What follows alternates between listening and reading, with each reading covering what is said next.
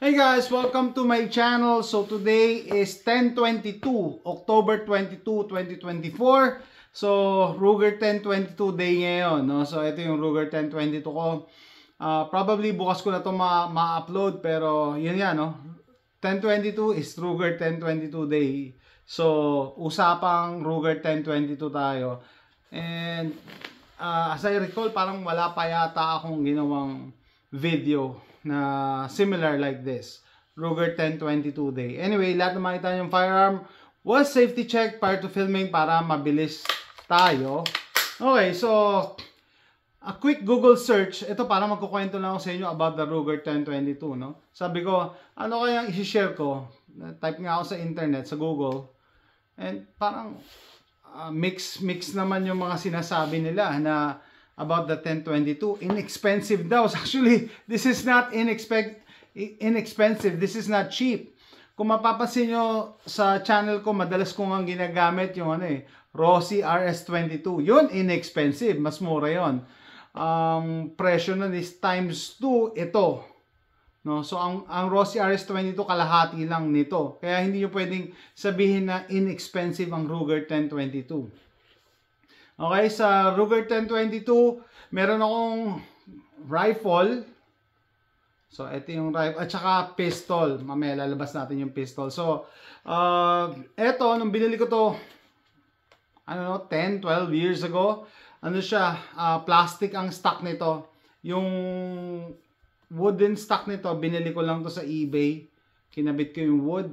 Tapos, dahil maikli yung length of pull, naglagay ako ng rubber butt pad. Pero pag 22, hindi nyo naman kailangan talaga ng rubber butt pad.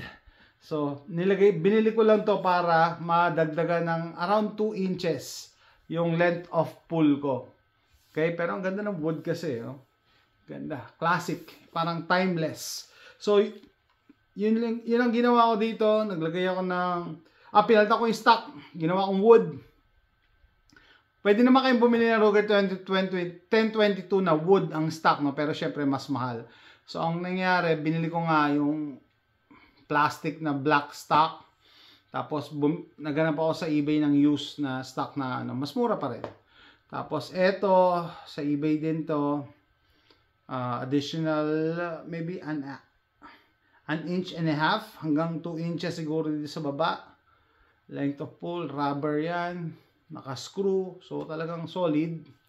And then ang scope ko is Barska na silver. Bakit? Kasi yung barrel ko silver. Pero ito, it comes in black din yung barrel niya. It just so happen at the time nung binili ko to, sabi ko, mas mahal yan, silver. Mas mahal tignan. Pero actually, mas mahal yata option. So, minatch ko lang. Itong Barska na to, kahit mumurahin lang siya, wala, ano pa rin, kaya wala akong complaint, kaya wala akong reason para palitan. Wala, bullseye pa rin. No? So, by the way, sabi sa internet, quick search, 25 to 300 yards daw. Hindi ko pa nasusubukan yung 300 yards, pero 100 yards maning-maniri sa Ruger 1022. Tapos, naglagay ako ng kasi hindi threaded ang muzzle brake, ang muzzle nito. Kaya naglagay ako ng muzzle brake na threaded adapter, ang dami sa internet Tapos naglagay ako ng bird cage na muzzle brake. Pag pinuputok ko ngayon to, iba yung tunog niya Iba, hindi siya ganun kalakas. May something na nag-iba yung sound projection. Tapos dati naglagay pa ako ng ng parang round na tube dito para madaling ikasa. Kaso natanggal din.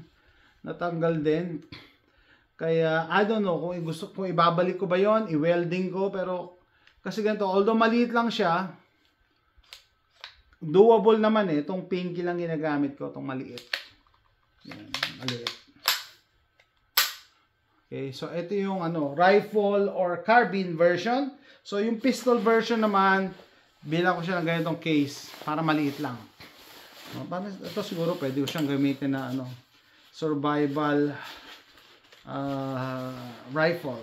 Pero ito, consider to sa US as pistol kasi maliit. So ito yung Ruger 1022 na charger, Ruger Charger ang tawag dito. So ultimo, pag kayo may rifle, ultimo yung casing, kukonsider nyo yan. So to protect your investment, to protect your gun, no? Yan. So ito yung Ruger Charger ko. Ang sarap din gamitin ito eh. Ang sarap na. Parang hindi ko nga gano'ng nabibigyan ng attention, no?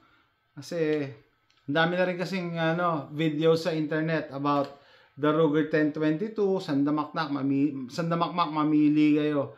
Pero ang kakaiba dito sa Ruger 1022 na to, na wala pa akong nakitang katulad, is nilagyan ko siya nito. No? Nilagyan ko siya nito. Yan, para mabali ko siya. Anyway, hindi nga pwede ipakita kay YouTube paano nababali. Yan siya, no? Sabihin nyo siguro, ay hindi, nakita na ako ng mga ganyan na fold. Well, eto kasi to eh. Pang AK ito eh. Etong adapter na to pang AK. Pero ginamit ko sa kanya. Para mura lang. Kasi kung bibili ka talaga ng folding para sa Ruger 1022, namamahalan ako. No? 20 lang bili ko dyan eh. Tapos eto, mura lang din.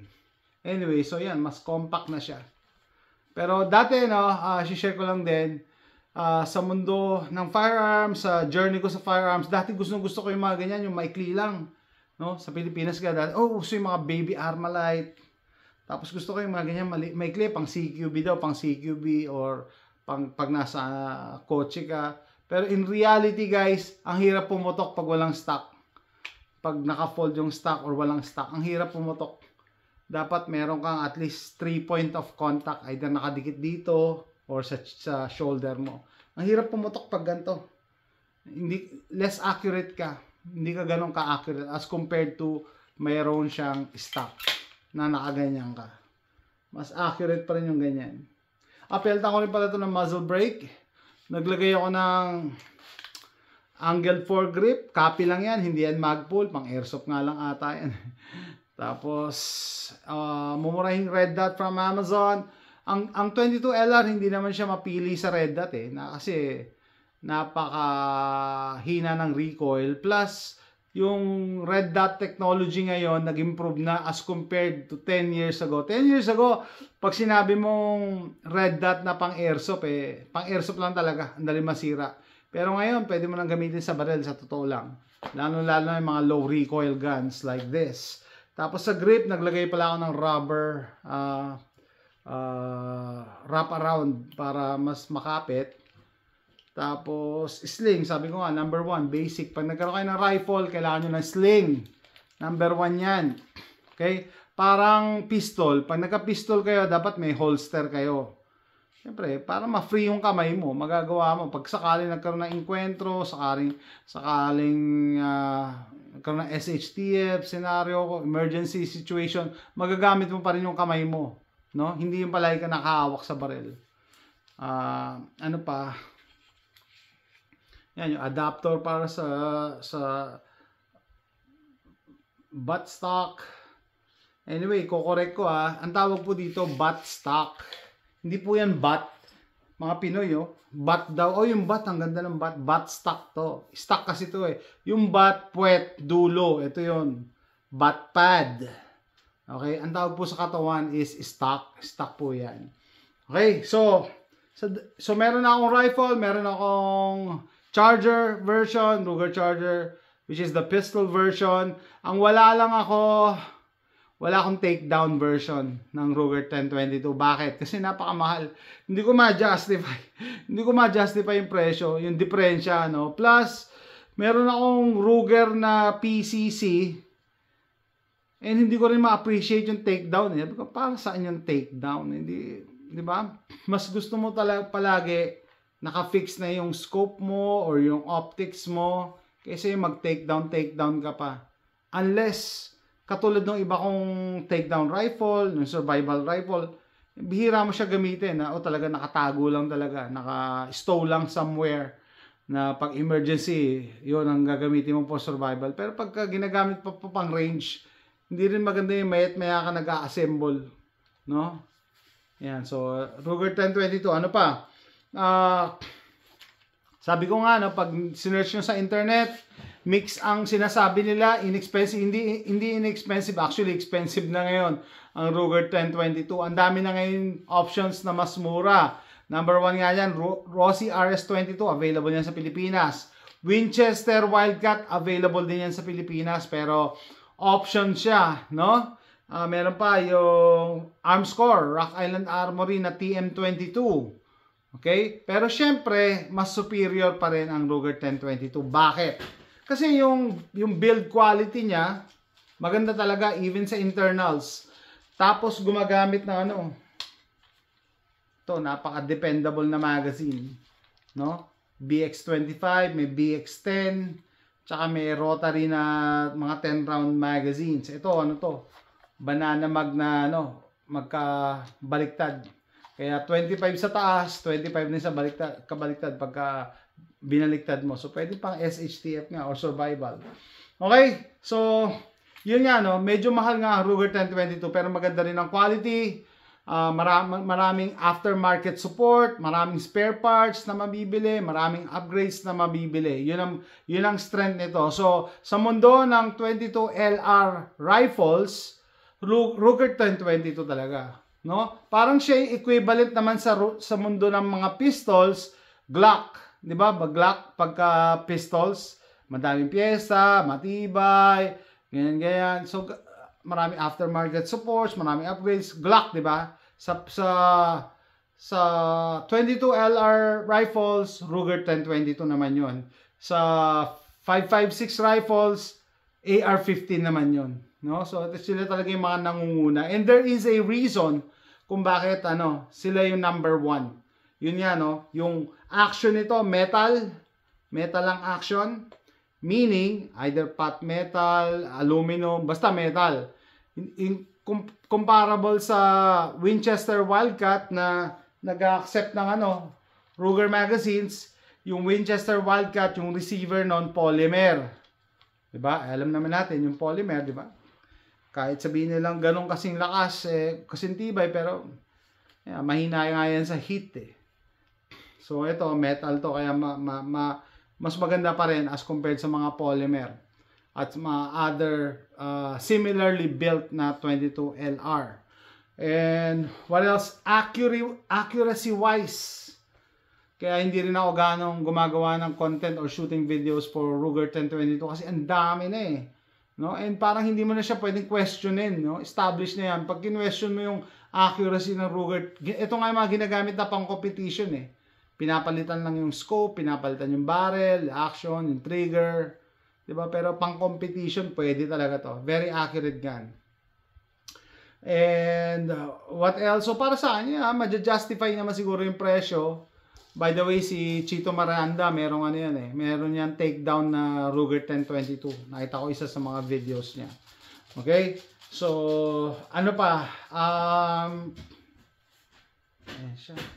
Ito yung, tinatanong ko talaga yung sarili ko, papalitan ko ba tong scope na to? Kasi match na match sa barrel Match na match Hindi ko alam kung ano pa pwede kong gawin dito, pero masaya na kasi ako Diba? Dito rin. Masaya na ako. Hindi ko alam kung ano pa pwede kong gawin.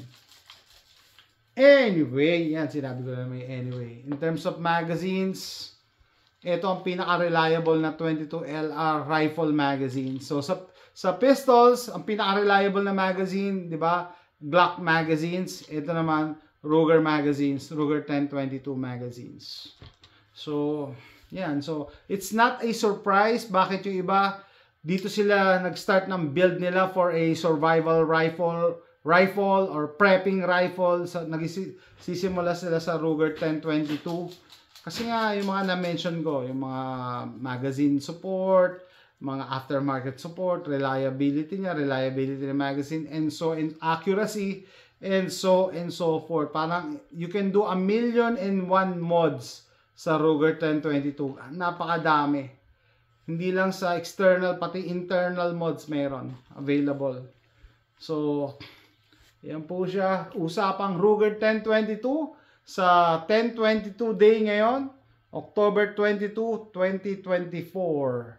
Let me know what you think, mga Ruger 1022 owners. Ano pa yung pwede nyo idagdag na hindi ko na-mention? And, okay, verdict on the fence. Gusto nyo bumili ng 22 LR rifle. Maisasuggest ko ba ang Ruger 1022? Yeah, palagi ko naman kung ano yung budget nyo, no? Kung kaya ng budget nyo, kasi alam ko mahal to sa Pilipinas. Dito nga namamahalan na ako eh. Mas pagdating niya, mas mahal, no? Ang sa akin, may other options out there. Merong ibang budget rifles. Okay? It's for you to look around, shop around. Kaya maganda nagpupunta ng ng gun show. Marami kayong mapagpipilian. Lalo ngayon sa panahon natin, ang dami nating pagpipilian guys, no? Dahil nga sa Turkey, ang dami nila mga produkto na nasa market ngayon. Okay? Pero syempre, the best pa rin to. Walang kukontra niyan. This is the best. Pero kung limited ang budget mo, alternatives, there are others out there. So, kailangan nyo lang maghanap. And ito naman yung Ruger Charger. Parehas ng action.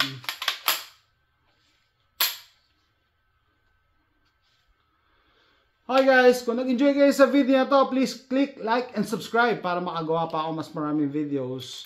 No? I'm sure fellow gun enthusiasts like me gusto nang nakakita ng mga guns like this, lalo na kung hindi pangkaraniwan. Hindi pangkaraniwan kasi meron ako mga sariling mods na ginagawa. That's it guys, thanks for watching, bye.